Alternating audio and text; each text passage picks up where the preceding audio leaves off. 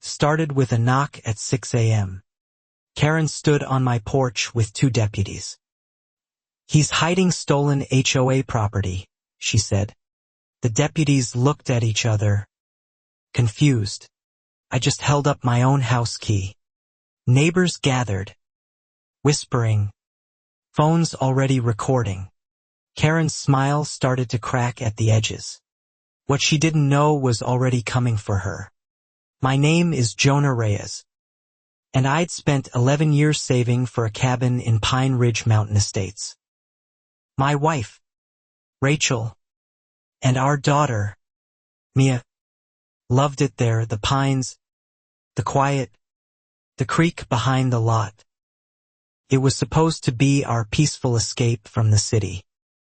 It was a small detail, but it stayed with me for days afterward. We bought the place from a retiring couple who warned us, half joking, 'Watch out for the HOA president.' I laughed it off then. I had no idea how much that one sentence would come to define the next year of our lives. None of us said it aloud, but the tension in the air was unmistakable. Pine Ridge wasn't just any neighborhood association.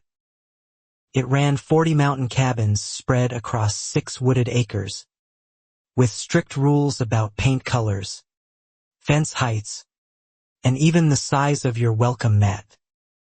Most owners tolerated it because the mountain views were worth the hassle.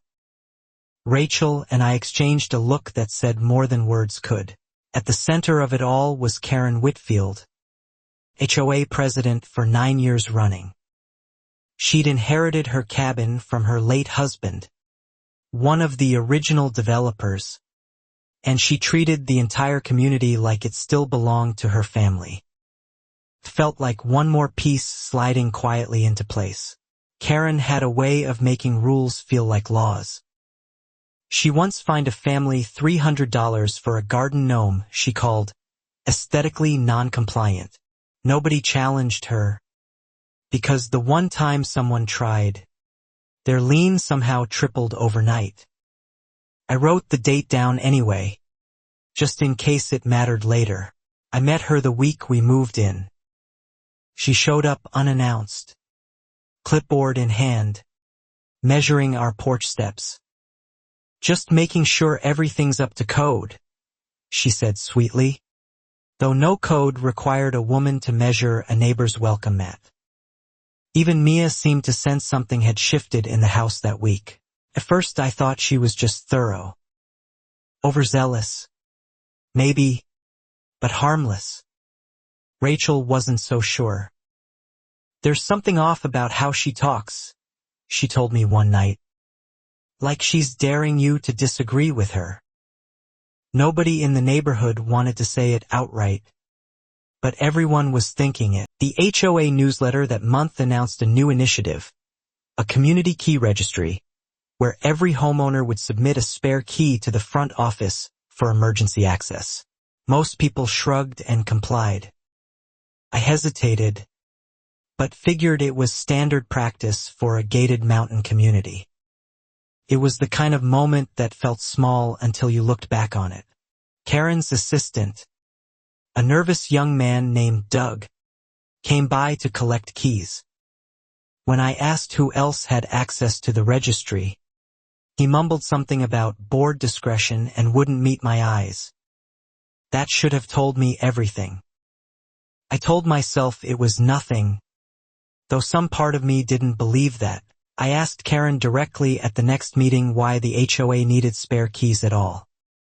She smiled and said it was for wildfire evacuations, in case rescue crews needed entry. It sounded reasonable enough, and half the room nodded along without question.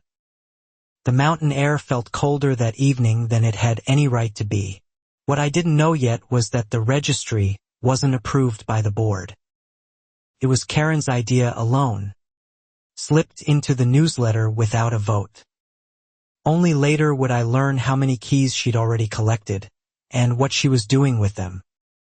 Walt reminded me, again, that patience mattered more than anger in moments like this. Weeks passed uneventfully. I noticed small things, though. A chair on our deck moved an inch, a smell of someone else's perfume in the mudroom. Rachel joked that maybe the mountain air was playing tricks on us. I wasn't so sure anymore. Rachel started keeping her own notes too, just to be safe. Then Mia found muddy boot prints on the back porch that didn't match any of ours. Rachel dismissed it as a deer, but deer don't leave boot prints.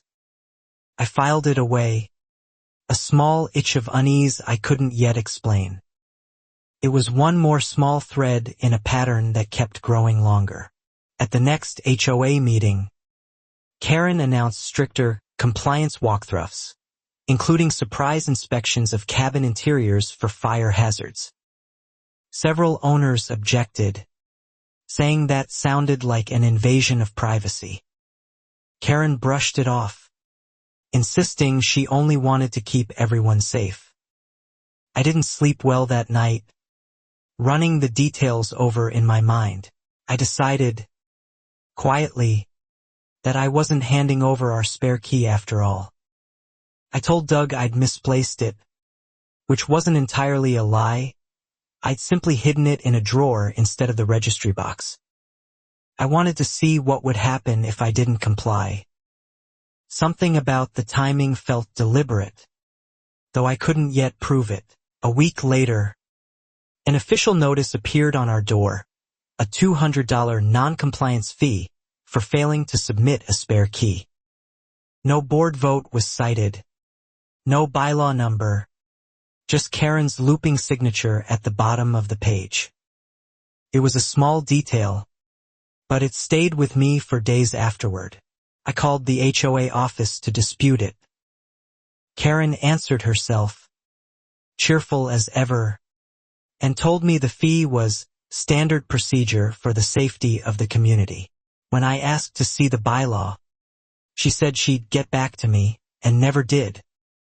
None of us said it aloud, but the tension in the air was unmistakable. Rachel wanted to just pay it and move on, but something in me refused.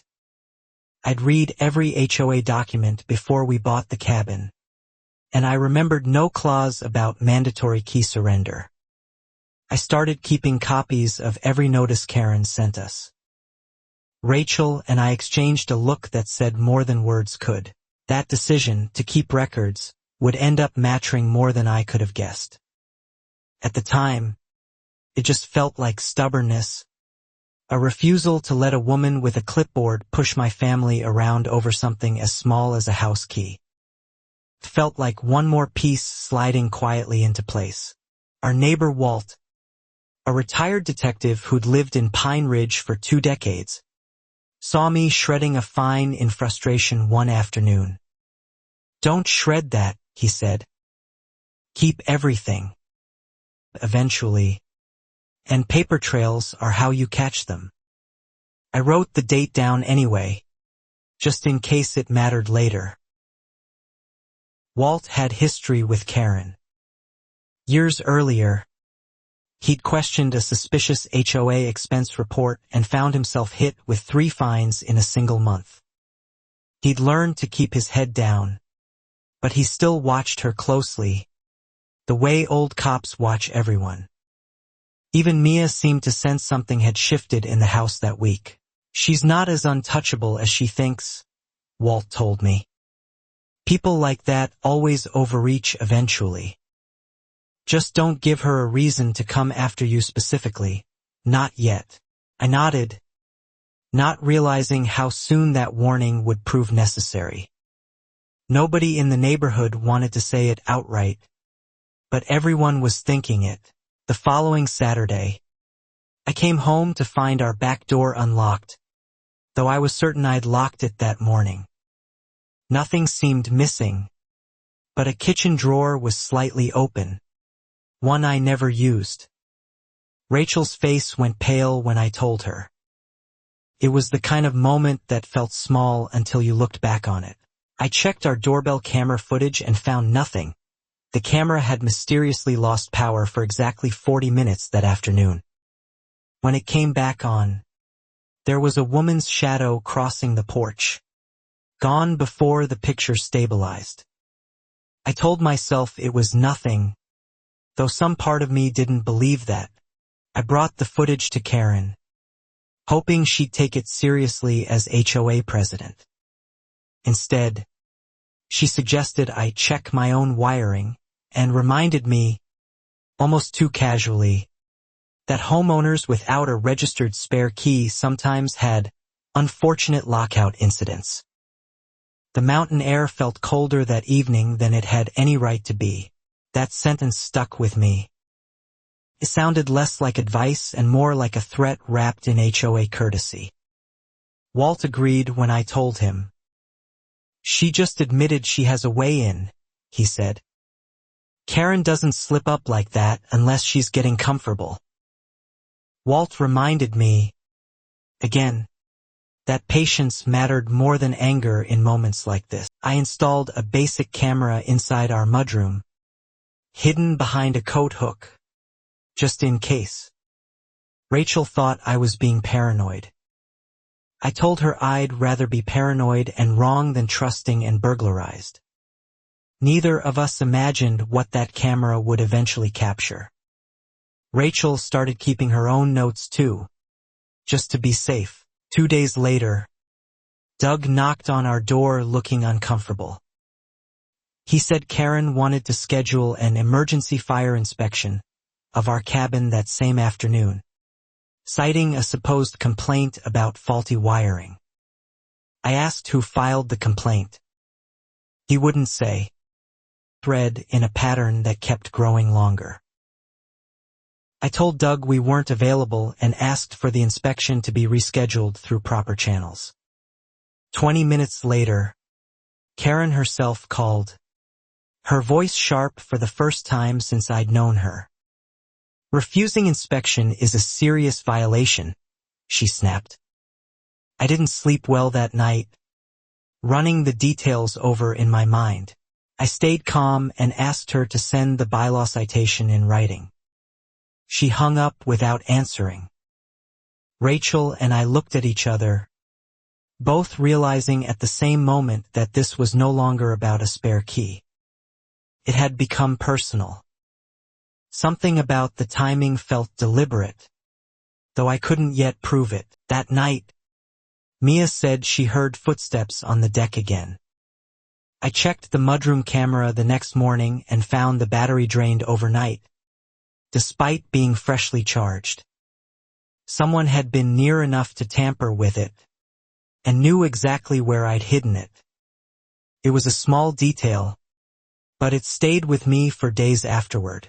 I mentioned this to Walt, who grew unusually serious. She's testing your defenses, he said.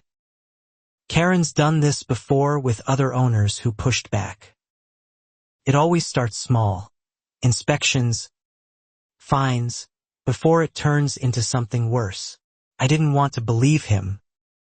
None of us said it aloud, but the tension in the air was unmistakable. At the following board meeting, I raised the issue publicly, asking why our home had been entered without permission. Karen denied any wrongdoing and instead pivoted, accusing me of spreading unfounded rumors that damage community trust. Several neighbors shifted uncomfortably in their seats. Rachel and I exchanged a look that said more than words could. One woman near the back, Priya, whispered to me afterward that something similar had happened to her family the year before.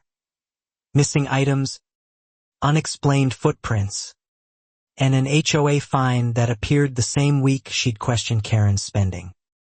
She'd stayed quiet out of fear. It felt like one more piece sliding quietly into place. Fear, I realized, was Karen's real currency. Nobody in Pine Ridge wanted a years-long dispute with the HOA hanging over their property value.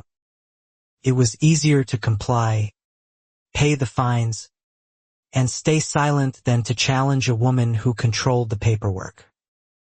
I wrote the date down anyway, just in case it mattered later.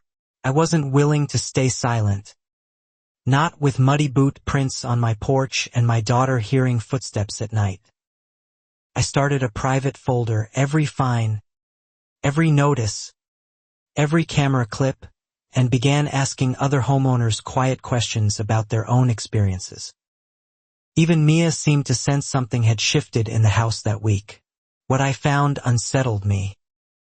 At least 6 families described similar patterns. A key demand, a refusal, then unexplained entries or mysterious damage that conveniently required HOA-approved contractors. Contractors who, turned out, were paid through invoices Karen personally approved. Nobody in the neighborhood wanted to say it outright, but everyone was thinking it. Walt confirmed my suspicion from his own years of quiet observation. Karen's not just controlling, he said. She's running a system. Fines, forced repairs, contractor kickbacks. It's slow, but it adds up. And nobody questions it because everyone's scared of losing their home over a lien. It was the kind of moment that felt small until you looked back on it. That word lien sent a chill through me. HOA liens could snowball into real financial danger, sometimes even foreclosure, if fines went unpaid long enough. Karen wasn't just annoying. She held real power over every family in Pine Ridge, and she knew it. I told myself it was nothing, though some part of me didn't believe that. I decided not to pay the $200 key fee on principle, and instead sent a formal written request for the original bylaw authorizing mandatory key collection. I copied every board member on the email, hoping visibility might protect me from retaliation. Didn't. Colder that evening than it had any right to be. 3 days later, another notice appeared on my door, a $500 fine for obstruction of HOA safety protocol. Beneath it, in smaller print, was a warning that continued noncompliance could result in escalated enforcement measures. I read that line 3 times, uneasy. Walt reminded me, again, that patience mattered more than anger in moments like this. Rachel wanted to hire a lawyer immediately, but I convinced her to wait and gather more evidence first. I didn't yet know how far Karen was willing to go, but I sensed, the way you sense a storm building behind the mountains, that we were only getting started. Rachel started keeping her own notes too, just to be safe. The escalated measures came faster than I expected. Karen posted a community-wide notice naming our cabin specifically as a safety concern requiring monitoring, effectively painting a target on our house for every gossiping neighbor to see. Several people stopped waving when we drove past. It was one more small thread in a pattern that kept growing longer. Doug quietly warned me, out of what looked like guilt, that Karen had requested a spare key to our cabin from the HOA's original developer records, dating back to before we even bought the property. Somewhere, an old master key to our home still existed. I didn't sleep well that night, running the details over in my mind. I called a locksmith that same afternoon and had every lock on our cabin rekeyed. The locksmith, a gruff man named Frank, mentioned he'd rekeyed 3 other Pine Ridge homes that year. All for the same reason, homeowners worried about someone with old keys. Something about the timing felt deliberate, though I couldn't yet prove it. Frank's comment confirmed what Walt had suspected for years. Karen wasn't just fining people. She was quietly maintaining access to homes across the neighborhood. The registry, the developer archives, whatever loophole she'd found, she had a way into houses that weren't hers. It was a small detail, but it stayed with me for days afterward. 2 nights after the rekeying, our new deadbolt showed fresh scratch marks around the keyhole, as if someone had tried an old key and found it wouldn't turn. Rachel finally admitted she was scared. I promised her I'd handle it, though I wasn't sure how yet. None of us said it aloud, but the tension in the air was unmistakable. I brought the scratched deadbolt photos to the sheriff's non-emergency line, but without direct footage of a person. They said there was little they could do beyond filing a report. Karen, meanwhile, seemed to sense my growing frustration and grew bolder instead of cautious. Rachel and I exchanged a look that said more than words could. At the next meeting, she announced a new rule. Any homeowner who refused key registration would be barred from using the community pool and clubhouse, citing liability concerns. It was petty, obviously targeted, and yet technically within the vague bylaws she'd written herself years earlier. It felt like one more piece sliding quietly into place. Mia, only 9, asked why we couldn't swim with her friends anymore. Explaining HOA politics to a 9-year-old is its own special kind of exhausting. I told her some grown-ups make rules because they're scared of losing control, and we were learning to stand up to that. I wrote the date down anyway, just in case it mattered later. Walt started attending meetings with me after that, sitting quietly in the back with a small notebook, jotting down every claim Karen made without citation. She's used to nobody checking her math, he said. The moment someone does, she gets careless. We just have to wait. He had shifted in the house that week. Priya approached us after that meeting, finally willing to share more. She said her family had once caught Karen's son, Tyler, letting himself into their cabin during a supposed inspection while they were away, and Tyler had a key that fit their new lock perfectly. Nobody in the neighborhood wanted to say it outright, but everyone was thinking it. That detail lit something up in my memory. Tyler worked, of all places, at the local hardware store that cut keys and rekeyed locks for half the mountain community, including our own cabin's original set. If Karen had access to that shop's records, she'd have access to everything. It was the kind of moment that felt small until you looked back on it.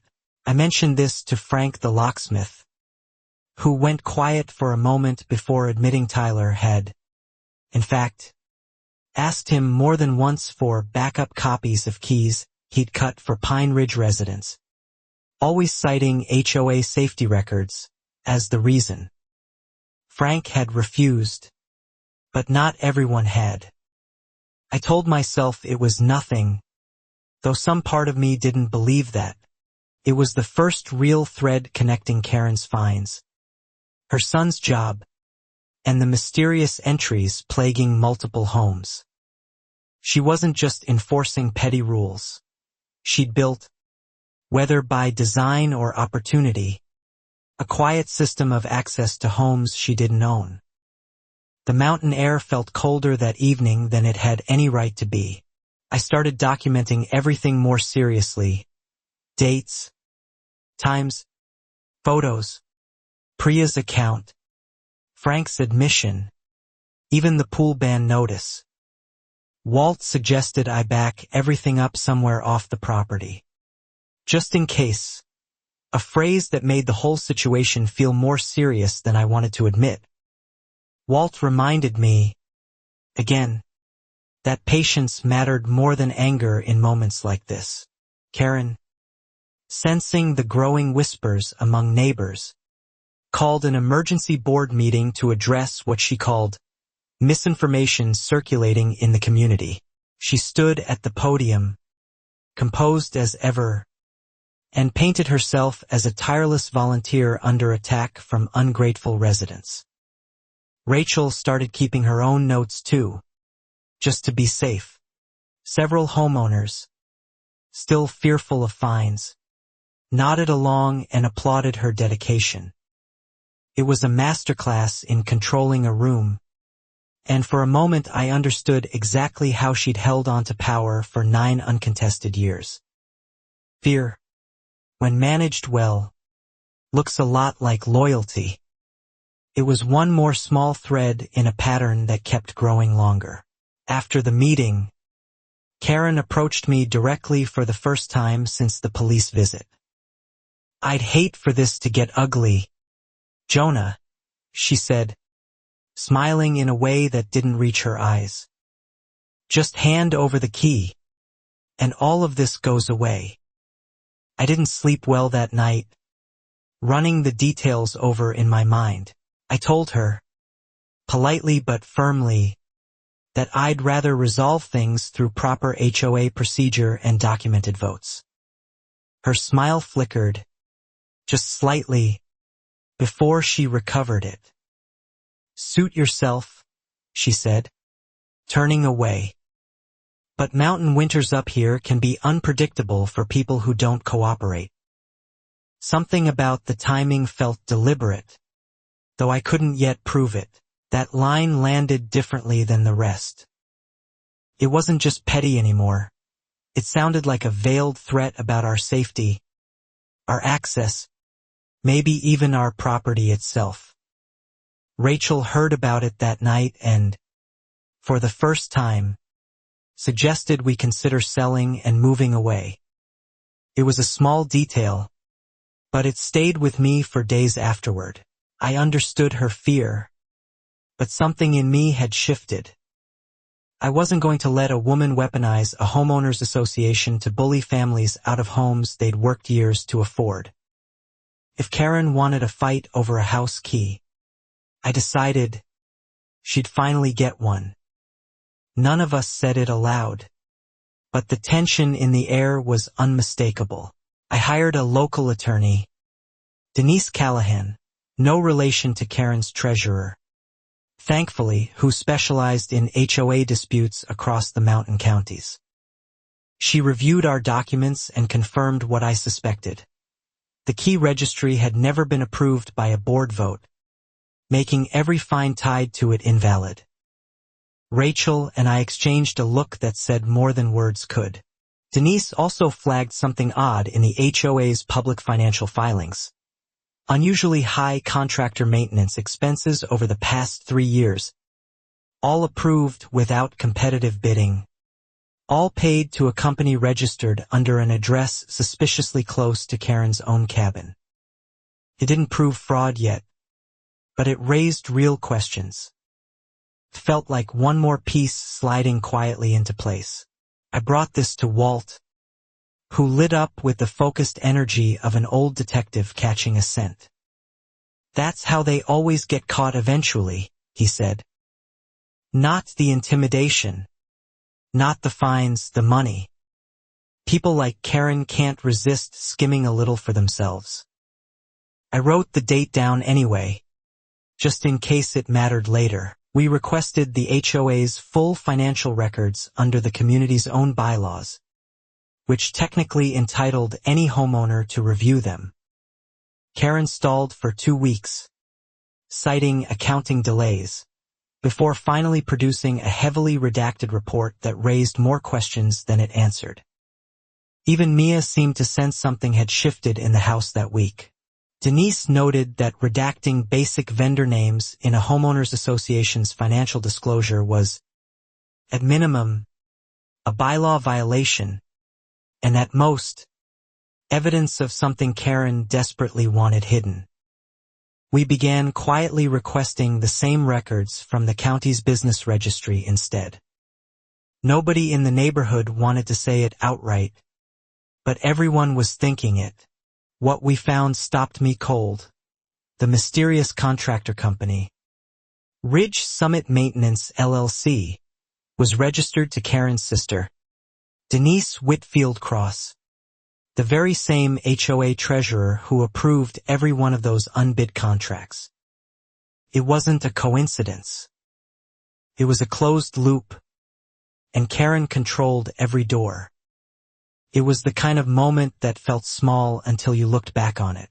Suddenly, The excessive fines made a different kind of sense. Every dollar collected from frightened homeowners didn't just fund community upkeep. Some of it appeared to be funneling straight into a company owned by Karen's own family, disguised as routine maintenance costs. I told myself it was nothing, though some part of me didn't believe that. I felt a strange mixture of anger and vindication. This had never really been about a spare key. It was about maintaining a system where Karen could enter homes, issue fines, and route community money to her family, all while presenting herself as a devoted volunteer. The mountain air felt colder that evening than it had any right to be. Walt cautioned patience. "You show your hand too early. She'll bury the paper trail overnight," he warned. "People like her are good at making evidence disappear. We need enough documentation that even a cornered woman can't wiggle out of it." I agreed, reluctantly, to wait. Walt reminded me, again, that patience mattered more than anger in moments like this. That patience was tested almost immediately. 2 days later, another notice arrived. A formal violation hearing scheduled before the board, accusing us of harassment of HOA leadership and obstruction of safety compliance, with the potential outcome of a lien against our property. Rachel started keeping her own notes too, just to be safe. For the first time since the ordeal began, things went strangely quiet. No footsteps at night, no scratched locks, no surprise visits from Doug. Rachel wondered aloud if Karen had realized she'd overstepped and was finally backing off. I didn't believe it for a second. It was one more small thread in a pattern that kept growing longer. Walt agreed with my instinct. Calm before a hearing usually means she's regrouping, not retreating, he said. She'll want to look reasonable in front of the board while she quietly builds her case against you. Use the quiet. So we did. I didn't sleep well that night, running the details over in my mind. Denise, the attorney, helped us compile a formal response packet. The missing bylaw vote, Priya's testimony, Frank's account of Tyler's key requests, and the suspicious contractor filings connecting Karen's family to HOA funds. It was circumstantial in places, but it painted a damning pattern. Something about the timing felt deliberate, though I couldn't yet prove it. During this lull, I also finally installed the smart security system I'd been researching for weeks, cameras with cloud backup that couldn't be tampered with locally, and a new front door lock that logged every entry attempt, successful or not, with a timestamp and photo. It was a small detail, but it stayed with me for days afterward. The installer, a young tech named Sam, mentioned he'd installed nearly identical systems at 2 other Pine Ridge cabins recently, both owned by families who'd clashed with the HOA over key demands. Seems like half this neighborhood's afraid of something, he said, only half joking. None of us said it aloud, but the tension in the air was unmistakable. Mia found comfort in the new cameras, checking the app each night before bed like a small ritual. Rachel, meanwhile, grew quietly determined, spending evenings helping me organize timestamps and screenshots into a folder Denise could use if the hearing turned hostile. Rachel and I exchanged a look that said more than words could. Priya reached out again during the quiet, saying 2 other families had privately agreed to speak up if it came to a formal hearing, as long as their names weren't the first ones on record. Fear still ran deep, but cracks were finally forming in it.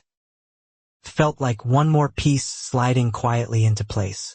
I reviewed the footage from my new system daily, more out of habit than expectation. Nothing unusual appeared, which almost felt anticlimactic after weeks of tension. Walt reminded me that predators go quiet right before they strike. Not because they've stopped, but because they're aiming. I wrote the date down anyway, just in case it mattered later.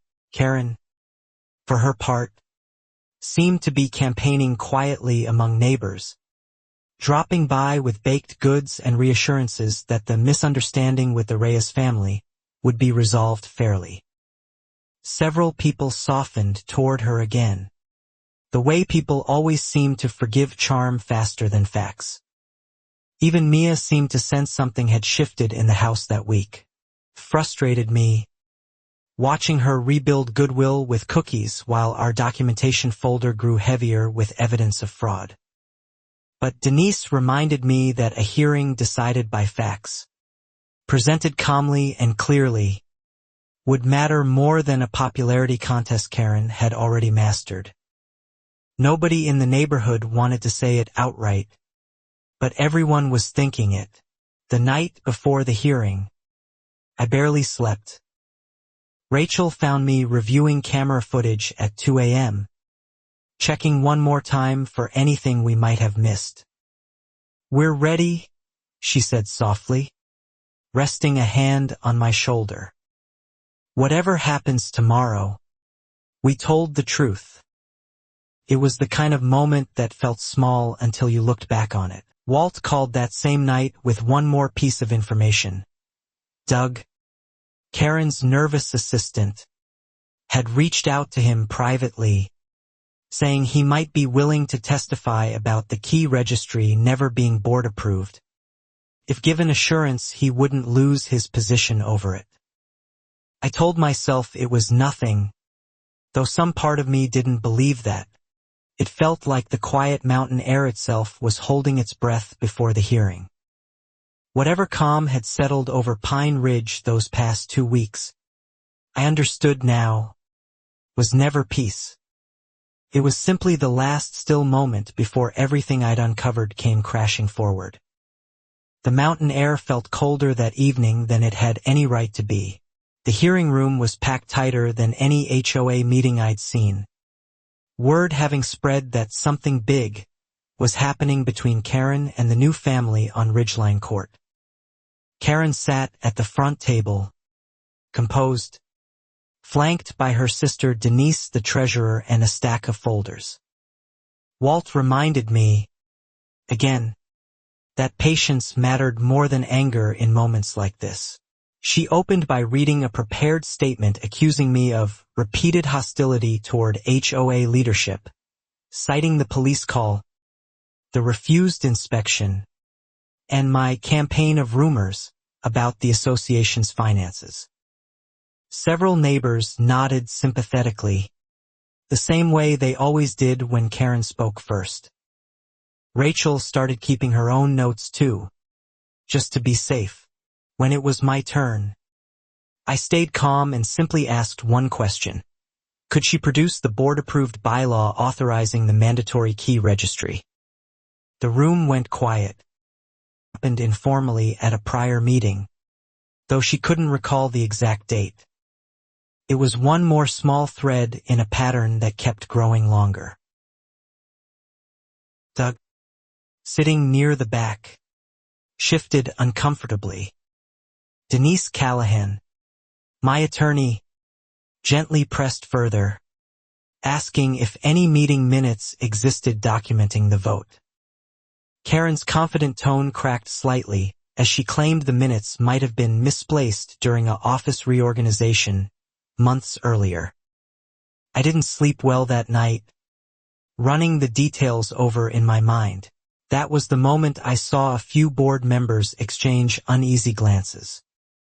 HOA minutes, by law, were required to be preserved for years, not casually misplaced. It was a small crack, but Walt had taught me that small cracks were exactly where the truth eventually leaked through. Something about the timing felt deliberate, though I couldn't yet prove it. Priya stood next, her voice shaking slightly but steady. describing Tyler's unauthorized entry into her home during a supposed inspection, and the ill-fitting story Karen had given afterward about routine safety checks. The room's mood shifted, sympathy no longer flowing quite so easily toward Karen. It was a small detail, but it stayed with me for days afterward. Frank the locksmith, called as a neutral witness, confirmed under gentle questioning that Tyler had repeatedly requested duplicate keys for multiple Pine Ridge homes, always citing HOA authorization that Frank had never actually seen in writing. Karen's face tightened, though her posture stayed perfectly composed. None of us said it aloud, but the tension in the air was unmistakable. Denise Callahan then introduced the financial filings, revealing Ridge Summit Maintenance LLC's connection to Karen's sister, and the pattern of unbid contracts approved without competitive bidding. A murmur rippled through the room as neighbors began doing quick mental math on years of inflated dues. Rachel and I exchanged a look that said more than words could. Karen's sister, the treasurer, tried to interject that all contracts followed standard association procedure, but couldn't produce a single bid comparison document when asked directly. Board members who had trusted her financial reports for years now looked at each other with visible unease.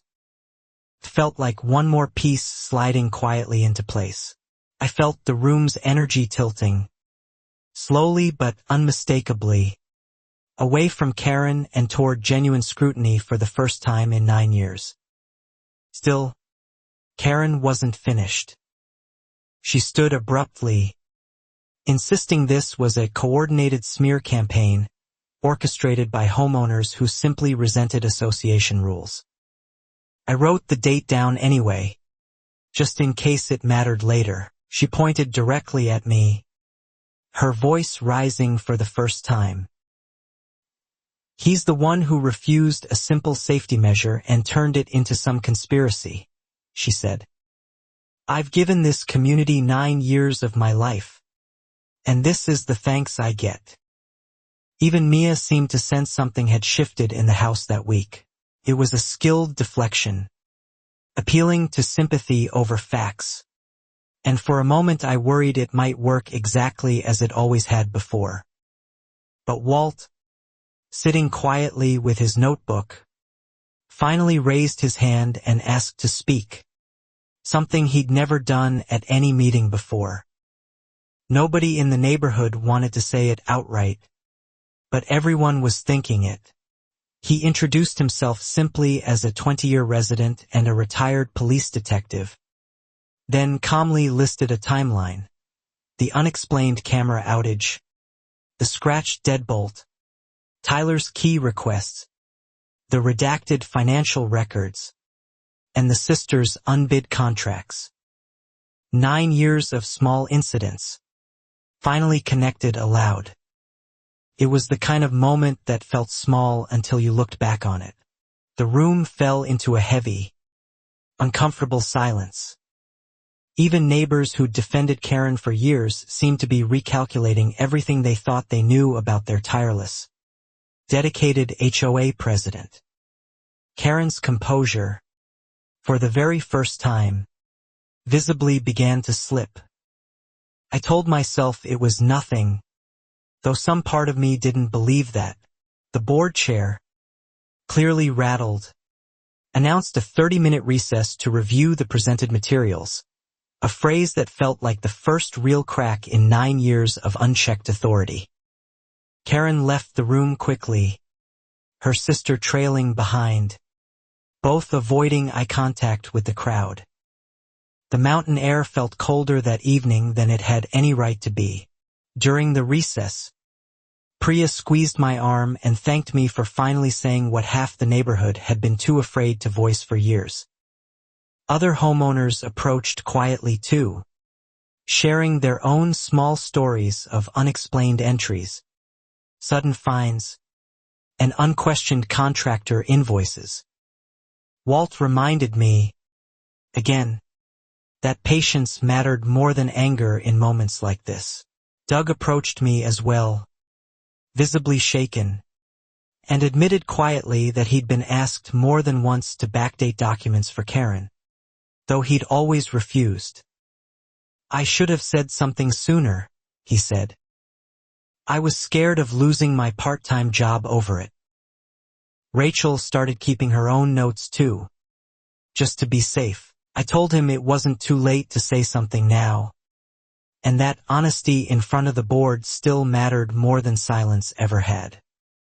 He nodded, wiping his palms on his jeans, clearly working up the courage for whatever came next when the meeting resumed. It was one more small thread in a pattern that kept growing longer.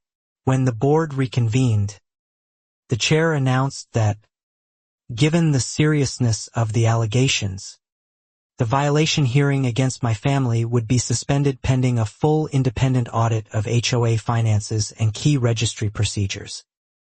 A wave of quiet relief washed through the room. I didn't sleep well that night, running the details over in my mind. Karen objected loudly, insisting the audit was unnecessary and accusing the board of caving to unfounded accusations. But even her closest allies on the board seemed reluctant now to fully back her, their earlier certainty visibly eroded by everything laid out that evening. Something about the timing felt deliberate, though I couldn't yet prove it. I left the hearing that night not with a clean victory, but with something almost as valuable: momentum, and the first real crack of doubt spreading through a community that had trusted Karen unquestioningly for nearly a decade. Rachel squeezed my hand the entire drive home. It was a small detail, but it stayed with me for days afterward. Mia, still awake when we got back, asked if the scary lady was going to leave us alone now. I told her honestly that I didn't know yet, but that we'd stood up and told the truth. And sometimes that was the bravest thing a person could do. None of us said it aloud, but the tension in the air was unmistakable. That night, for the first time in weeks, our new security cameras stayed still and quiet. No strange shadows, no scratched locks. I told myself it was because Karen was too busy strategizing her next move to bother with us directly. I was, unfortunately, completely right. Rachel and I exchanged a look that said more than words could. Within days, word of the impending audit spread through Pine Ridge like wildfire through dry brush. Homeowners who'd stayed silent for years suddenly found their voices, submitting complaints about old fines, questionable repairs, and contractor invoices that had never quite added up. It felt like one more piece sliding quietly into place. Karen, cornered by mounting scrutiny, shifted tactics entirely.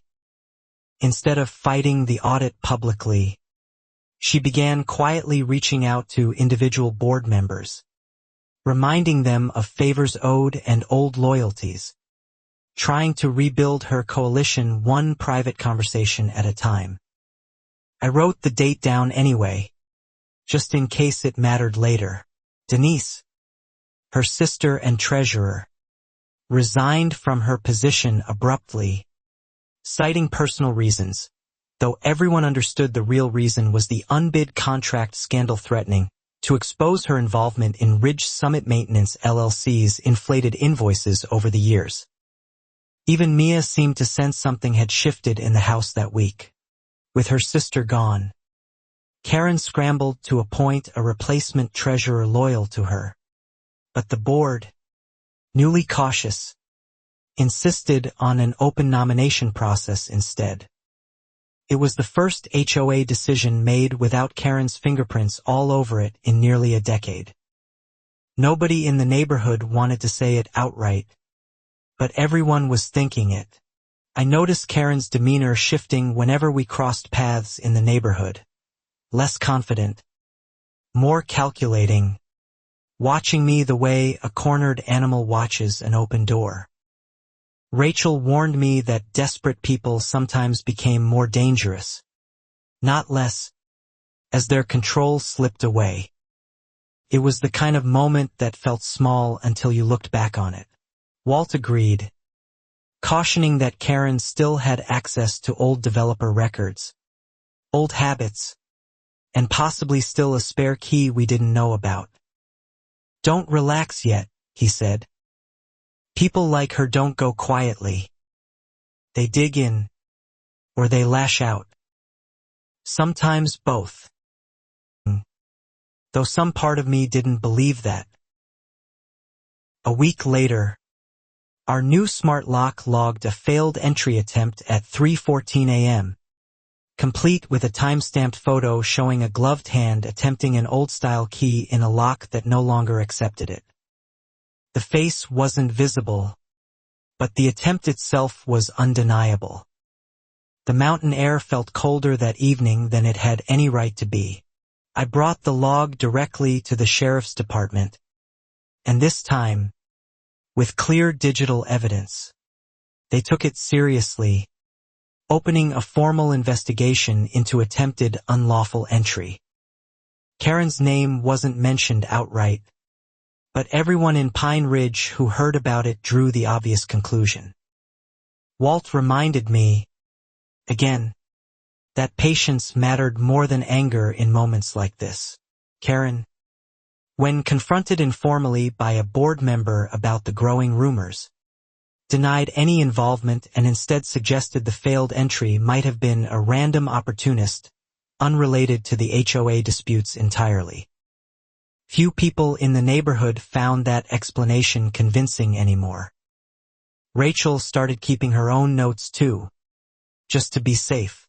Meanwhile, the independent auditor Denise Callahan had recommended began combing through 9 years of HOA financial records, a process that would take weeks but promised to expose every inflated invoice, every unbid contract, and every unexplained transfer tied to Ridge Summit Maintenance LLC.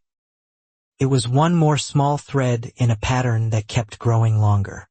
Karen's public appearances grew rarer during this period. She skipped 2 community events entirely, uncharacteristic for a woman who'd once attended every bake sale and holiday gathering to maintain her carefully cultivated image as Pine Ridge's devoted, ever-present president. I didn't sleep well that night, running the details over in my mind. Doug, freed from his fear of losing his position, formally submitted a written statement to the board confirming the key registry had never been put to an official vote, and that Karen had personally instructed him to imply otherwise whenever homeowners questioned it. Something about the timing felt deliberate, though I couldn't yet prove it. That statement alone invalidated every fine issued under the registry policy, including the 2 we'd received. Denise Callahan filed a formal request for reimbursement on our behalf, along with a broader motion demanding the board refund every improperly issued key-related fine since the policy began. It was a small detail, but it stayed with me for days afterward. The board, increasingly wary of liability, voted unanimously to approve the refund motion, a decision that would end up costing the association nearly $40,000 across years of improperly collected fines. Karen abstained from the vote, her silence louder than any objection. None of us said it aloud, but the tension in the air was unmistakable. I felt something shift in the neighborhood after that vote passed. Neighbors who'd avoided eye contact with me for weeks began nodding hello again, some even stopping to thank me quietly for pushing back against fines they'd paid without question for years. Rachel and I exchanged a look that said more than words could. Priya organized an informal gathering at her cabin, inviting families affected by Karen's fines and unexplained entries to share their experiences openly for the first time. Nearly a dozen people showed up, each with their own small story that together, painted a much larger picture. It felt like one more piece sliding quietly into place. Walt, ever methodical, began compiling everyone's accounts into a single organized timeline, cross-referencing dates of entries, fines, and Ridge Summit invoices.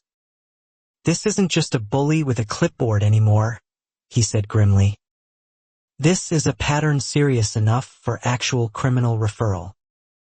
I wrote the date down anyway, just in case it mattered later.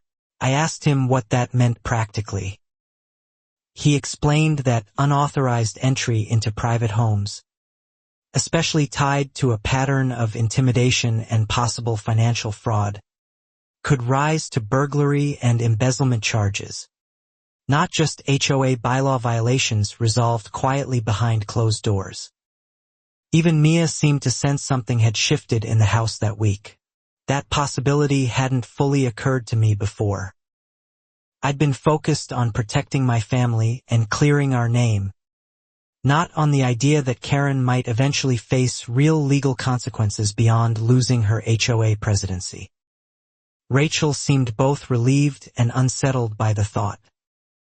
Nobody in the neighborhood wanted to say it outright, but everyone was thinking it. Karen, perhaps sensing the walls closing in, requested an emergency private meeting with the board, away from public attendance, to address the growing hostility she claimed was being unfairly directed at her after 9 years of selfless volunteer service to the community.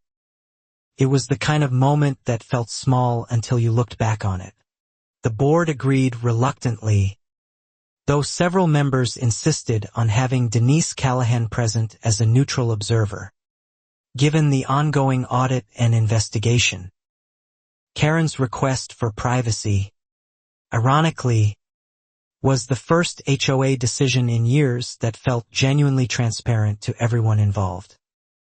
I told myself it was nothing, though some part of me didn't believe that. What happened in that private meeting would later become the spark that finally pushed Karen past calculated control and into something far more reckless. Something that would ultimately expose everything she'd spent 9 years carefully hiding beneath bake sales and clipboard inspections. The mountain air felt colder that evening than it had any right to be. Inside the private meeting, according to Denise Callahan's later account, Karen abandoned her usual composure entirely. She accused the board of betraying her loyalty, insisted the audit was a personal vendetta, and demanded immediate access to the HOA's original document archive to prepare her defense. Walt reminded me, again, that patience mattered more than anger in moments like this. The board, uneasy, granted limited archive access under supervision, unaware that the archive room also housed the old developer key records Karen had referenced months earlier, the same records rumored to contain a master key list for every original cabin in Pine Ridge. Rachel started keeping her own notes too, just to be safe. 2 nights later, our smart lock system captured something far more alarming than a failed entry attempt. A clear, well-lit photo of Karen herself, standing at our front door at 11:47 p.m., holding what appeared to be an old brass key toward our new deadbolt. It was one more small thread in a pattern that kept growing longer. The lock, of course, no longer accepted any old key, having been rekeyed weeks earlier by Frank. The system logged the failed attempt, captured her face clearly under the porch light, and sent an instant alert to my phone, which buzzed while Rachel and I sat frozen, watching. I didn't sleep well that night, running the details over in my mind. I called Walt immediately, who told me not to confront her directly but to document everything and contact the sheriff's department the next morning with the clear photographic evidence. "This is it," he said, his voice tight with something between excitement and disbelief. "She just handed herself to you. Something about the timing felt deliberate, though I couldn't yet prove it. The following morning, I filed a formal report with the sheriff's department, including the timestamped photo and video clip. The detective assigned to the case, reviewing the footage, confirmed it was more than enough for an attempted unlawful entry charge, especially layered atop the growing embezzlement investigation. It was a small detail, but it stayed with me for days afterward. Karen, unaware her own attempt had been captured so clearly, continued behaving publicly as though everything remained under her control. She attended the next community gathering, smiling, greeting neighbors, acting every bit the tireless volunteer she'd always presented herself to be.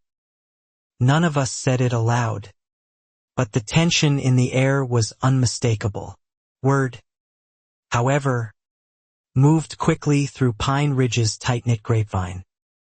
By the time she left that gathering, at least a dozen homeowners had heard whispers of the failed break-in attempt caught on camera, though the sheriff's investigation remained officially confidential for the moment.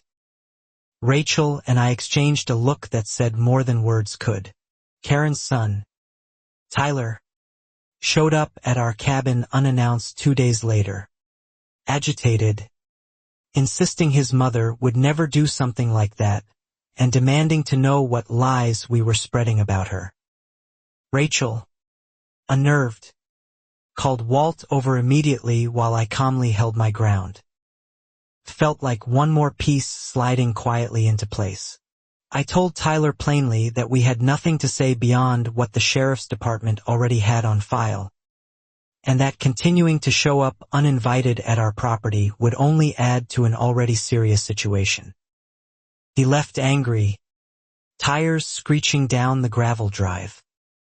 I wrote the date down anyway, just in case it mattered later. That confrontation, small as it was, revealed something important. Karen's family was rattling, aware now that something significant had shifted beyond their control. Walt noted that desperate families often made their worst mistakes in exactly this kind of panic. And he wasn't wrong. Even Mia seemed to sense something had shifted in the house that week. 3 days later, the independent auditor's preliminary findings arrived at the board's request, revealing nearly $60,000 in questionable payments to Ridge Summit Maintenance LLC over 4 years, many for work that, according to cross-referenced permits, had never actually been performed. Nobody in the neighborhood wanted to say it outright, but everyone was thinking it. The board called an emergency session to review the findings, and this time, Karen wasn't invited to preside. A vice president stepped in temporarily. Quiet, careful man named Elias who'd served on the board for years without ever fully aligning himself with Karen's inner circle. It was the kind of moment that felt small until you looked back on it. Elias read the auditor's findings aloud to a packed room, listing invoice after invoice for roof inspections, fire hazard remediation, and emergency landscaping that permit records showed had simply never happened. The financial fraud, once abstract, now had exact dollar figures attached to it. I told myself it was nothing, though some part of me didn't believe that. Homeowners in the room did quick mental math, realizing how much of their own dues, paid faithfully for years, had likely funded nothing more than a shell company controlled by Karen's own family. The anger in the room was palpable, quiet but unmistakably building towards something. The mountain air felt colder that evening than it had any right to be. Karen, informed of the meeting afterward, reportedly demanded an immediate audience with the full board to clear her name. But Elias, citing the ongoing sheriff's investigation, informed her that any further discussion would need to happen through her attorney rather than informally. Walt reminded me, again, that patience mattered more than anger in moments like this. That refusal seemed to be the moment something in Karen finally broke entirely. Neighbors later described seeing her car speeding erratically through the community that same evening, far faster than the posted 15-mile-per-hour limit she herself had fined others for violating in the past. Rachel started keeping her own notes too, just to be safe. Priya texted me that night, worried, saying she'd seen Karen parked near our street for nearly 20 minutes before driving off abruptly when another neighbor's porch light flicked on. I checked our cameras immediately, my stomach tightening with a familiar, unwelcome dread. It was one more small thread in a pattern that kept growing longer. Sure enough, our system had logged Karen's car idling at the end of our driveway for 18 minutes, though she never approached the house directly this time. Walt, when I called him, sounded genuinely concerned for the first time since I'd known him.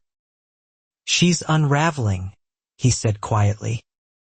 I didn't sleep well that night, running the details over in my mind. The sheriff's department, informed of this new footage, added it to the growing case file and suggested I consider a temporary restraining order given the escalating pattern of behavior. Rachel, exhausted and increasingly frightened, agreed immediately, and Denise Callahan filed the paperwork the following morning. Something about the timing felt deliberate, though I couldn't yet prove it. Karen was formally served the restraining order 2 days later, prohibiting her from approaching our property or contacting our family directly. According to a neighbor who witnessed the delivery, she stood frozen on her own porch for several long minutes after the deputy left, saying nothing. It was a small detail, but it stayed with me for days afterward.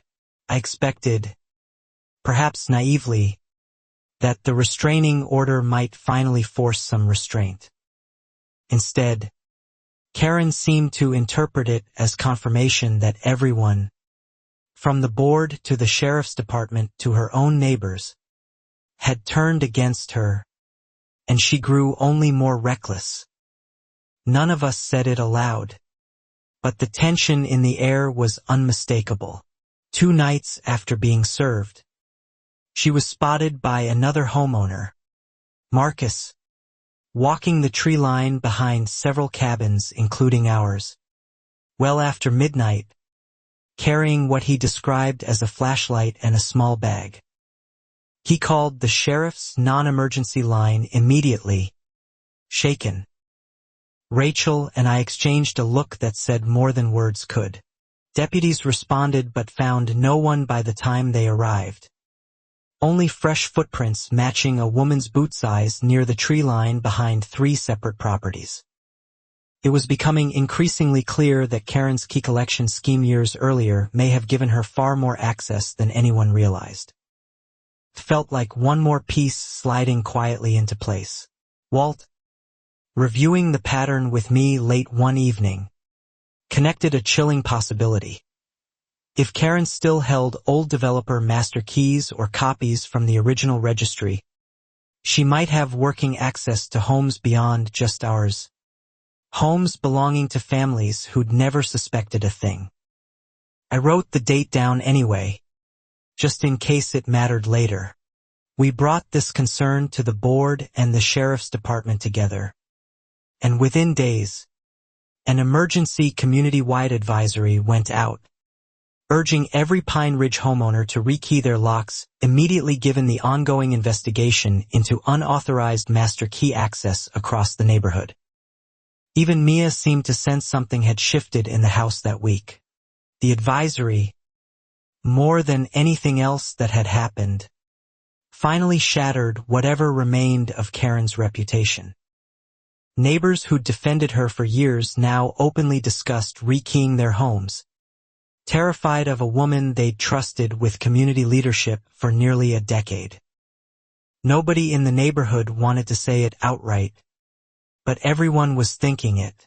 Karen, isolated and increasingly desperate, reportedly began calling board members late at night, insisting the entire situation was a coordinated conspiracy against her, that Doug had lied, that Priya had fabricated her account, that even the auditor's findings had somehow been manipulated against her. It was the kind of moment that felt small until you looked back on it. Elias, growing concerned for her well-being as much as the community's safety, suggested during a board call that perhaps Karen needed to step back entirely and seek legal counsel before making the situation worse. Karen reportedly hung up on him mid-sentence, refusing to hear it. I told myself it was nothing, though some part of me didn't believe that. Rachel and I, meanwhile, upgraded our security further, adding motion-activated floodlights and a secondary lock system Frank recommended specifically because it used a rotating digital code rather than any physical key at all, something even an old master key copy could never override. The mountain air felt colder that evening than it had any right to be. This lock, Frank told me while installing it, logs every single code entry attempt, successful or not, with a photo and a timestamp uploaded straight to cloud storage the second it happens. Nobody's beating this one quietly, not even with every key in that old registry combined. Walt reminded me, again, that patience mattered more than anger in moments like this.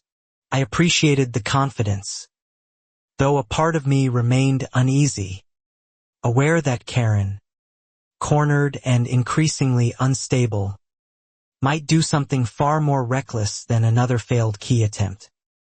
Walt shared that unease, quietly suggesting I consider a temporary alarm monitoring service on top of everything else.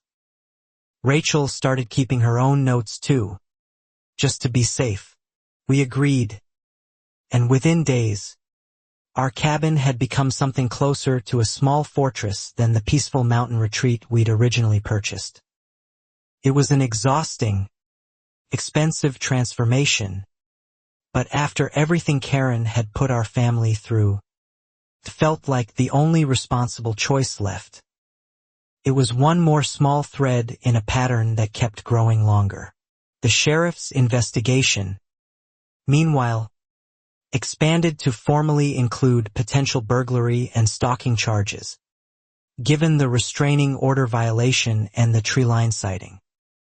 Karen's attorney, when finally engaged, reportedly advised her strongly to stop all contact and avoid the property entirely while the case proceeded. I didn't sleep well that night, running the details over in my mind. For a few days, an uneasy quiet settled over Pine Ridge once more, though this time nobody mistook it for peace. Everyone understood, the way you understand weather shifting before a mountain storm, that Karen's carefully built empire of control was finally, irreversibly beginning to collapse. Something about the timing felt deliberate, though I couldn't yet prove it. The auditor's final report arrived on a Tuesday morning, and its conclusions were even worse than the preliminary findings had suggested.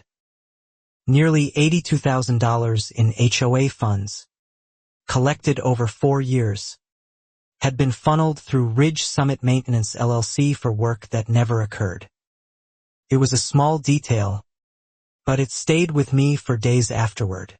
Beyond the phantom invoices, the report also flagged irregularities in the original key registry program itself, noting it had never appeared in any approved board minutes, meaning every fine collected under it, community-wide, had been issued without legitimate authority for nearly 2 years.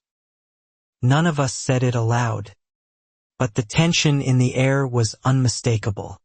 Denise Callahan calculated the total refund liability across all affected homeowners at close to $47,000, a staggering sum for a community association already reeling from the maintenance fraud discovery. The board scheduled a special general meeting to address both findings publicly. Rachel and I exchanged a look that said more than words could. Word of the meeting spread faster than any HOA announcement in Pine Ridge's history. Even homeowners who rarely attended community gatherings promised to show up, drawn by equal parts anger, curiosity, and a desire to finally see accountability after years of quiet, unquestioned control. It felt like one more piece sliding quietly into place. Karen, through her attorney, requested to address the board privately before the public meeting. But Elias, now serving as acting president, declined, citing the community's right to hear any response directly and transparently, given the scale of funds and trust involved. I wrote the date down anyway, just in case it mattered later. I spent the days before the meeting helping Denise Callahan finalize our documentation packet, now a thick binder of camera logs, financial records, sworn statements, and timelines spanning nearly a year of escalating incidents. Rachel called it, only half joking, the Karen file. Even Mia seemed to sense something had shifted in the house that week. Walt, reviewing the binder one final time, remarked that in 20 years of detective work, he'd rarely seen a case build so methodically from a single refused house key into a full financial fraud and stalking investigation. People underestimate stubbornness, he said. It catches liars. Say it outright. But everyone was thinking it. Priya organized carpools for elderly neighbors who wanted to attend but worried about the evening mountain roads. An unprompted act of community solidarity that felt like a small but meaningful sign of how much Pine Ridge had changed over the past several months. It was the kind of moment that felt small until you looked back on it. Doug, still working part-time for the HOA office despite everything, quietly confirmed he'd been subpoenaed to testify at the meeting regarding both the key registry's lack of authorization and Tyler's repeated requests for duplicate homeowner keys through the local hardware store's records. I told myself it was nothing, though some part of me didn't believe that. Frank, too, agreed to attend, bringing his own business records documenting every suspicious key request tied to Pine Ridge cabins over the past 2 years. A detail that would ultimately connect far more homes to the scheme than anyone, even Walt, had initially suspected. The mountain air felt colder that evening than it had any right to be. The night before the meeting, I checked our security system one final time, oddly calm despite everything ahead. Whatever happened tomorrow, our family had documentation, testimony, and an entire community finally willing to speak the truth aloud instead of quietly paying fines out of fear. Walt reminded me, again, that patience mattered more than anger in moments like this. Mia asked if the scary lady was finally going to stop for good. I told her honestly that tomorrow would likely decide a lot of that, and that sometimes doing the right thing took a long time, but it usually mattered in the end. She seemed to understand. Rachel started keeping her own notes too, just to be safe. Karen, according to a neighbor who saw her that final evening, sat alone on her porch for hours, lights off, car parked crookedly in her driveway. Whatever calculations she was running through her mind, the community would finally learn the results the following night. It was one more small thread in a pattern that kept growing longer.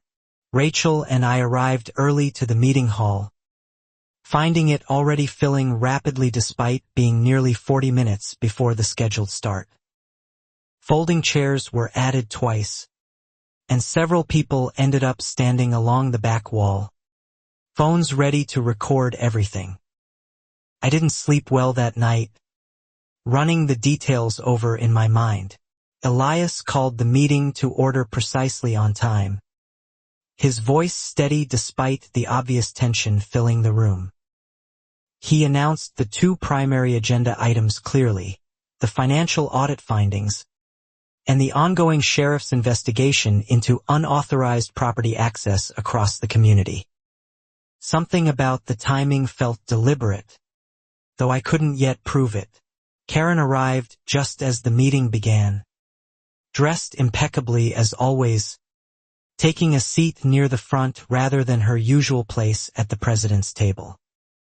The empty chair where she once presided every meeting for 9 years felt, somehow, louder than any words spoken that night. It was a small detail, but it stayed with me for days afterward. Denise Callahan presented our documentation first, methodically walking the room through the unauthorized key registry, the resulting invalid fines, and the pattern of unexplained entries reported by multiple families. Each detail met with grim, recognizing nods from homeowners who'd experienced it themselves. None of us said it aloud, but the tension in the air was unmistakable.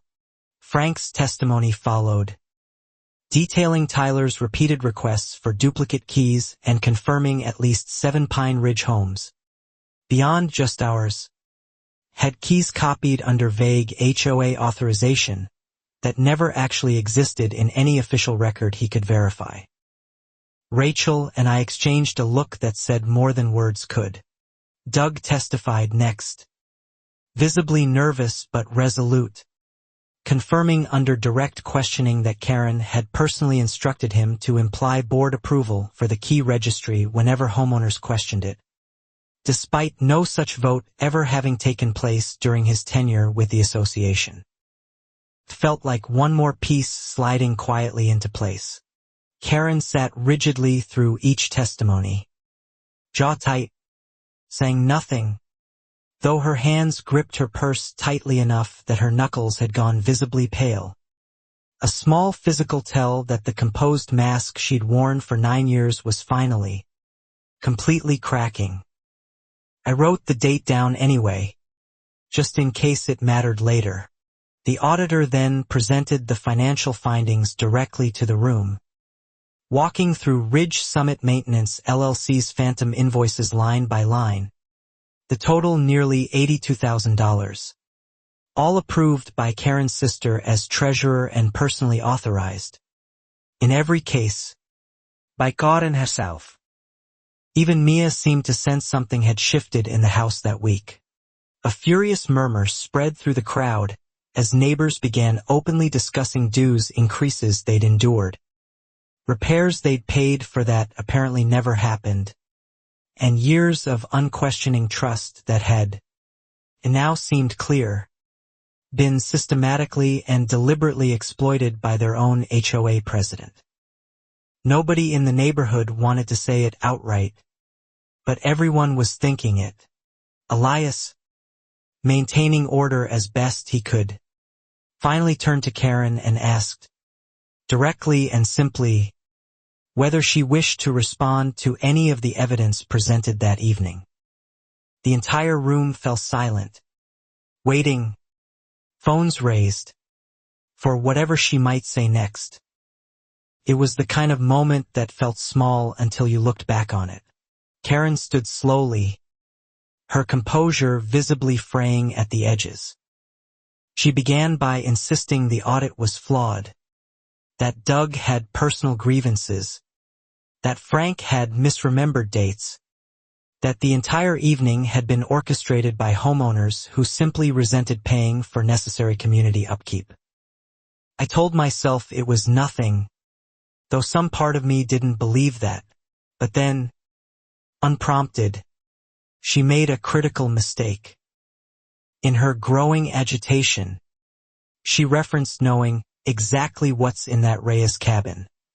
a detail she could only have known from actually entering our home, something she denied under oath to sheriff's investigators just days earlier. The mountain air felt colder that evening than it had any right to be. The room went utterly silent. Even Karen seemed to realize, a beat too late, exactly what she'd just admitted aloud in front of nearly 60 witnesses and several recording phones. Her face drained of color as the words hung in the air. Impossible to take back. Walt reminded me, again, that patience mattered more than anger in moments like this. Elias, visibly stunned, asked her to clarify what she meant. Karen, flustered for the first time in 9 years of practiced composure, stammered something about hypothetically speaking, but the damage was already done, captured clearly on at least a dozen phones throughout the room. Rachel started keeping her own notes too, just to be safe. I felt Rachel's hand tighten around mine, both of us realizing simultaneously that nearly a year of fines, fear, and quiet documentation had just culminated in a single unguarded sentence, spoken by Karen herself, in front of the entire community she'd controlled for so long. It was one more small thread in a pattern that kept growing longer. The room erupted into overlapping conversations, some outraged, some stunned, a few even laughing in disbelief at how carelessly the confession had slipped out. Elias called repeatedly for order, though it took nearly a full minute before the crowd settled enough for the meeting to continue. I didn't sleep well that night, running the details over in my mind. Karen, realizing the magnitude of her slip, attempted to walk it back immediately, insisting she'd misspoken, that she meant she'd simply seen photos of the cabin during the original property listing years earlier. Almost nobody in the room appeared to believe her explanation. Something about the timing felt deliberate, though I couldn't yet prove it. Denise Callahan, seizing the moment, calmly reminded the board that this statement, combined with our time-stamped camera footage of Karen's failed key attempt weeks earlier, essentially corroborated exactly what the sheriff's department had already been investigating regarding unlawful entry into our home. It was a small detail, but it stayed with me for days afterward. A sheriff's deputy, present that evening at Elias's request given the sensitive nature of the meeting, quietly approached Karen and asked her to step outside to discuss her statement further, a request that visibly rattled her far more than anything said inside the meeting hall. None of us said it aloud, but the tension in the air was unmistakable. Karen initially refused, insisting she had every right to remain and defend herself before the community. The deputy, calm but firm, explained that given the ongoing investigation, her statement needed to be documented properly, and that refusing to step outside wouldn't change that requirement. Rachel and I exchanged a look that said more than words could. Tyler, seated near the back, suddenly stood and shouted that the entire meeting was a witch hunt, startling several nearby neighbors. 2 deputies moved toward him as well, aware of his own name appearing repeatedly throughout Frank's earlier testimony about unauthorized key duplication. It felt like one more piece sliding quietly into place. The scene outside the meeting hall, visible through the windows to those still seated inside, showed Karen gesturing animatedly at the deputies while Tyler paced nearby, both clearly attempting damage control in real time as neighbors watched through the glass, phones still recording everything. I wrote the date down anyway, just in case it mattered later. Inside, Elias resumed the meeting, informing the community that given the evening's revelations, the board would be formally referring both the financial fraud findings and the property access allegations to the district attorney's office for full criminal review, beyond the association's own authority. Even Mia seemed to sense something had shifted in the house that week. A wave of applause, hesitant at first, then genuine, spread through the room. 9 years of quiet fear, unquestioned fines, and unexplained entries had finally, publicly, unraveled in a single evening, sparked by one family's refusal to hand over a simple house key. Nobody in the neighborhood wanted to say it outright, but everyone was thinking it. Priya found me afterward, tears in her eyes, thanking me again for pushing back when so many others, herself included, had simply paid their fines and stayed quiet out of fear. "You gave the rest of us permission to speak up," she said. "That mattered more than you know." It was the kind of moment that felt small until you looked back on it. Walt, standing nearby with his ever-present notebook, allowed himself a rare, satisfied smile.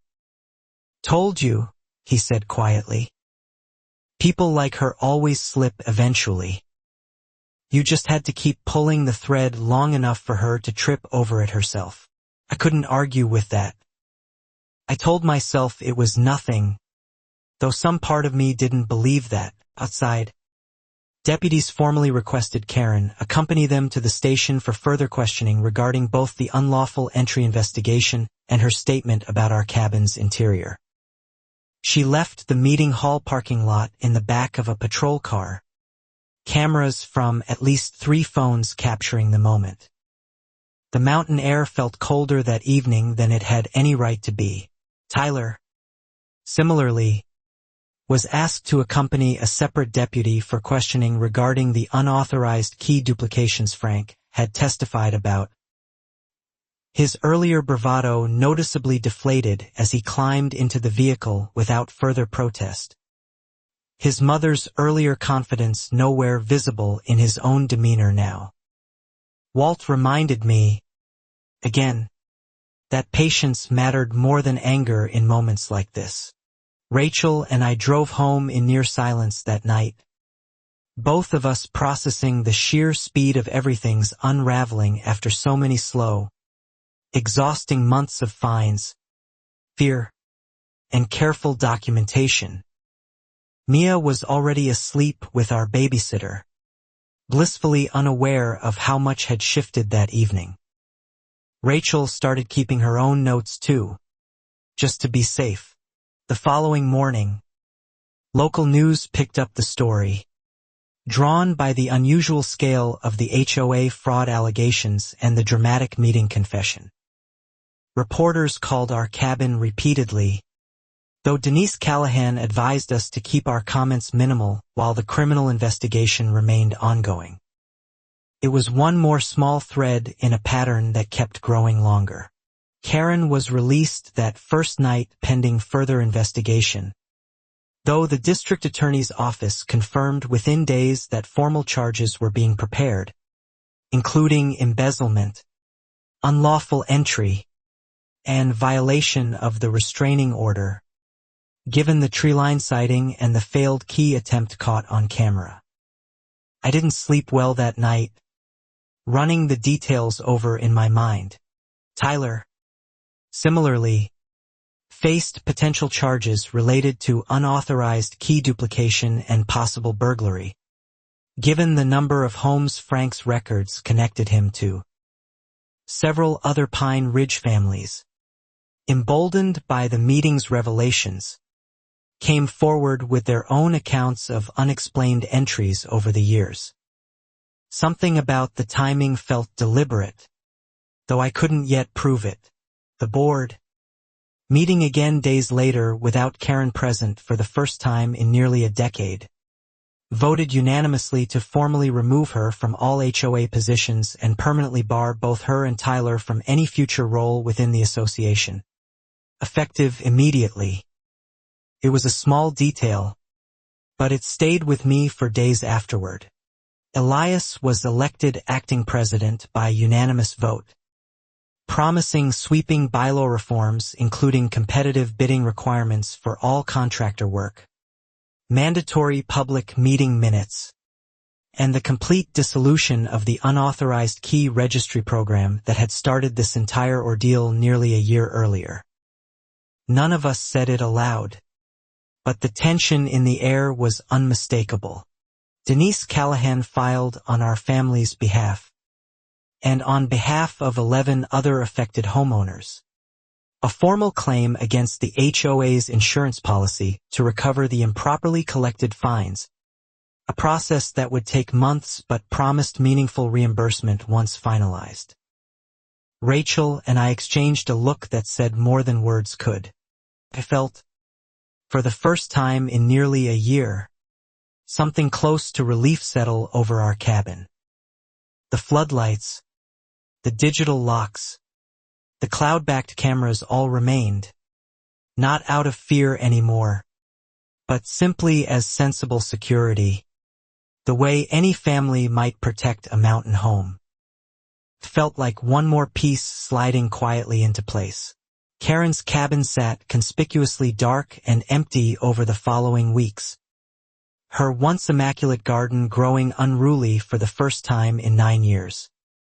Neighbors speculated she'd moved in with relatives while awaiting trial, unwilling to face the community whose trust she'd spent nearly a decade exploiting. I wrote the date down anyway, just in case it mattered later. Priya organized a small neighborhood gathering, the kind Karen herself used to host, except this one felt genuinely warm rather than performative. Families who'd avoided each other out of fear and suspicion for months finally relaxed together, trading stories and, occasionally, nervous laughter about everything they'd endured. Even Mia seemed to sense something had shifted in the house that week. Walt raised a glass that evening, joking that Pine Ridge had accidentally become the most tight-knit mountain community in the county, bonded by a shared ordeal nobody had asked for but that had, somehow, brought genuine neighbors out of people who'd merely coexisted before. Nobody in the neighborhood wanted to say it outright, but everyone was thinking it. I thought often, in those weeks, about how close we'd come to simply handing over our spare key and avoiding the entire ordeal, the way so many families before us had done for years. It would have been easier, certainly, but it also would have let Karen continue unchecked. It was the kind of moment that felt small until you looked back on it. Rachel admitted one evening that she'd been terrified for months, worried we were risking our home and our safety over what seemed, at times, like a small, stubborn principle. But it wasn't small, she said. It was never really about the key. It was about not being controlled.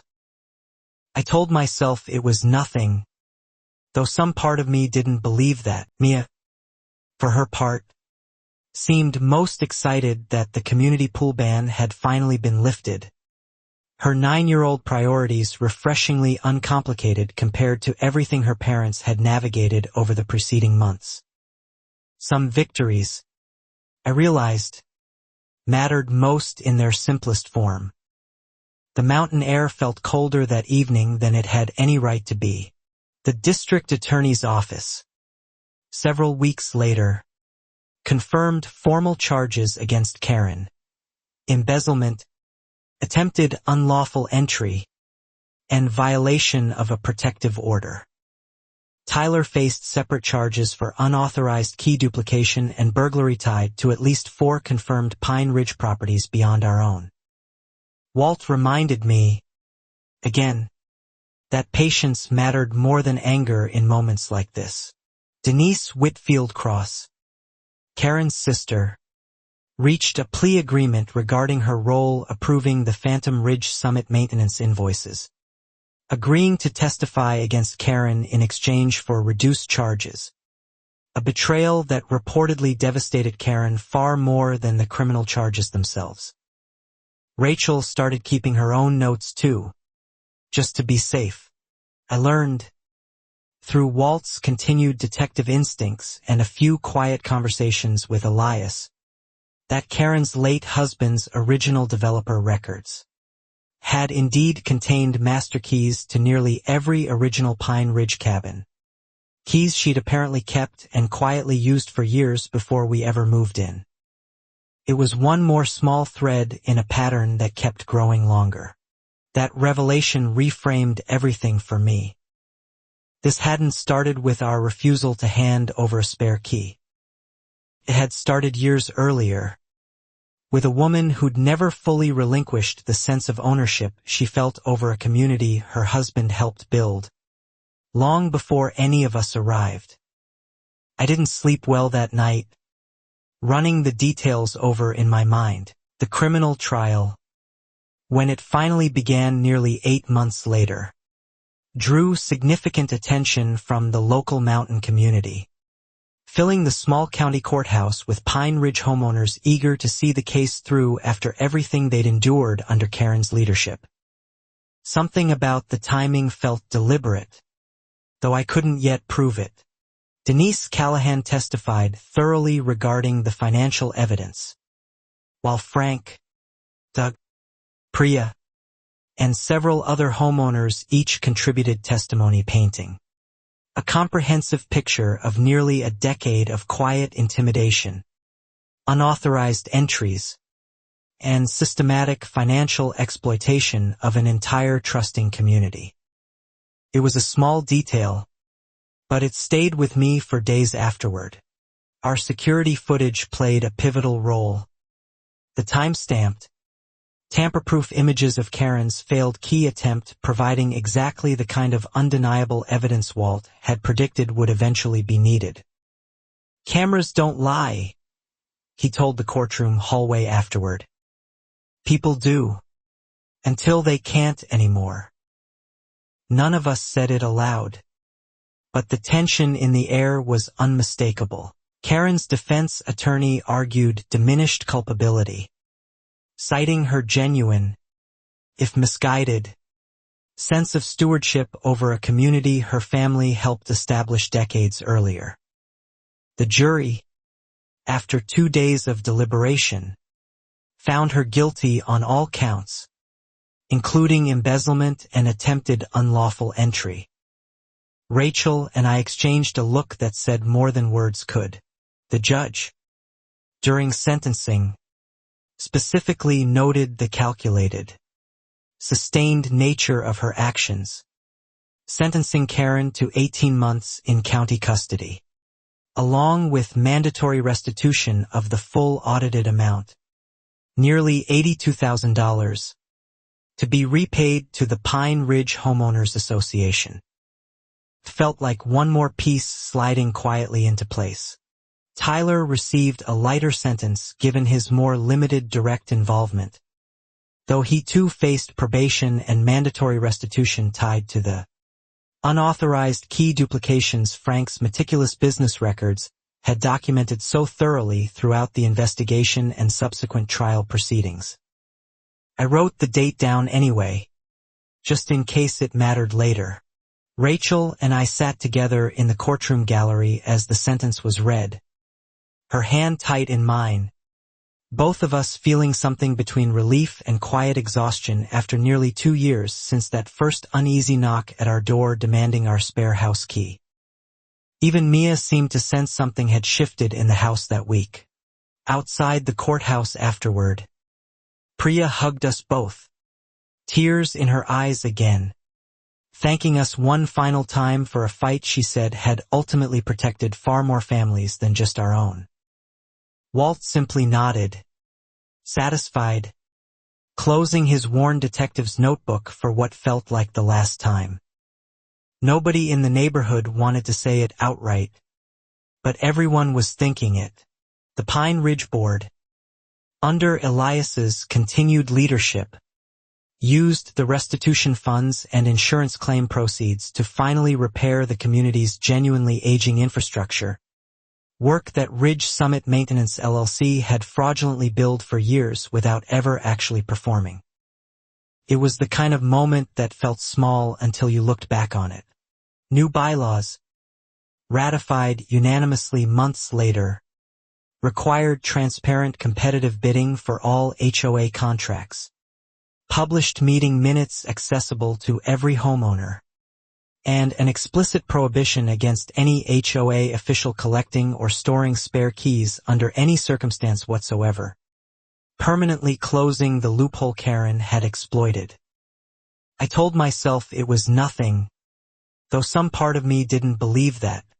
I was asked, somewhat reluctantly, to join the newly reformed board's oversight committee, a role I accepted mainly to ensure the community never again drifted toward the kind of unchecked, fear-based control that had defined Karen's 9-year tenure before anyone dared push back. The mountain air felt colder that evening than it had any right to be. Frank's business saw a noticeable uptick afterward, as families across the wider mountain county, having heard about Pine Ridge's ordeal, began proactively rekeying their own homes and asking sharper questions about their own homeowners association's key policies and financial transparency practices. Walt reminded me, again, that patience mattered more than anger in moments like this. Doug eventually left his HOA position for a full-time job in town, though he stopped by occasionally to visit, always thanking us for giving him the courage to finally tell the truth after years of quiet compliance out of fear for his own small paycheck. Rachel started keeping her own notes too, just to be safe. Mia, now approaching 10, still checked the security app occasionally before bed, though it had become more habit than anxiety, a small ritual leftover from a difficult year that she was, slowly and steadily, growing further away from with each peaceful, uneventful season that passed. It was one more small thread in a pattern that kept growing longer. Rachel and I renewed our commitment to the mountain cabin we'd once nearly considered selling out of fear, planting a proper garden that spring, the kind of ordinary, unremarkable domestic joy that had felt entirely out of reach during the worst months of our ordeal. I didn't sleep well that night, running the details over in my mind. Walt became, somewhat unexpectedly, one of our closest friends in the years that followed, often joining us for dinner and recounting, with obvious relish, the particular satisfaction of watching a case build itself slowly, thread by careful thread, until it finally, inevitably, came undone. Something about the timing felt deliberate, though I couldn't yet prove it. Karen's cabin was eventually sold at auction to cover a portion of her restitution obligations, purchased by a young family from the city who knew nothing of its history beyond the mountain views and the peaceful, quiet street. Pine Ridge had genuinely become once again. It was a small detail, but it stayed with me for days afterward.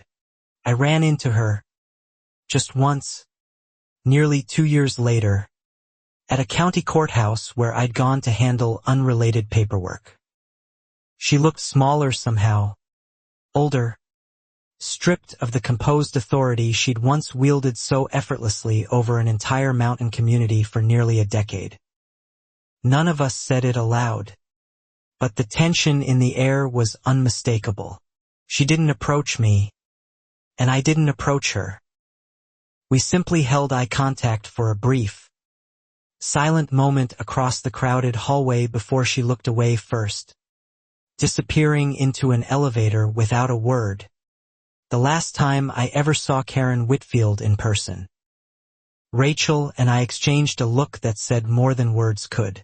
That small, wordless moment felt like the quiet, unglamorous ending real accountability actually looks like. Nothing like the dramatic confrontations of the ordeal itself. Just two people who'd once been locked in a battle over a house key. now simply strangers passing in a hallway. It felt like one more piece sliding quietly into place. Pine Ridge, in the years that followed, became known throughout the county as a model of transparent, well-run community governance. Its reformed bylaws occasionally referenced by other struggling homeowners associations looking for guidance after their own encounters with unchecked leadership. I wrote the date down anyway, just in case it mattered later.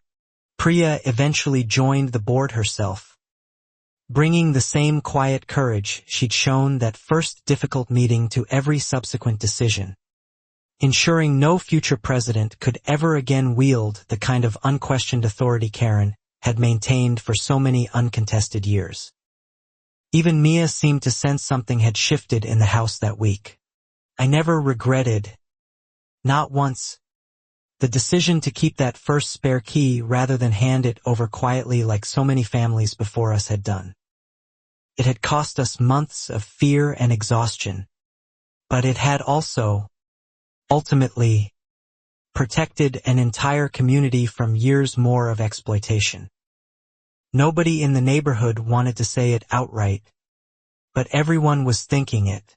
The new digital lock on our front door still logs every entry, every code attempt, every time-stamped photo, a small quiet reminder of everything our family had weathered together. Rachel jokes sometimes that it's the most expensive lock in the county, and probably the most deserved. It was the kind of moment that felt small until you looked back on it. Mia, now 11, occasionally tells the story to friends who visit, proud in the uncomplicated way children are proud of their parents, calling it simply the time Mom and Dad beat the mean HOA lady, a description that, honestly, captured the essence of it perfectly. I told myself it was nothing, though some part of me didn't believe that. Looking back, I understood that the entire ordeal had never really been about a single house key at all.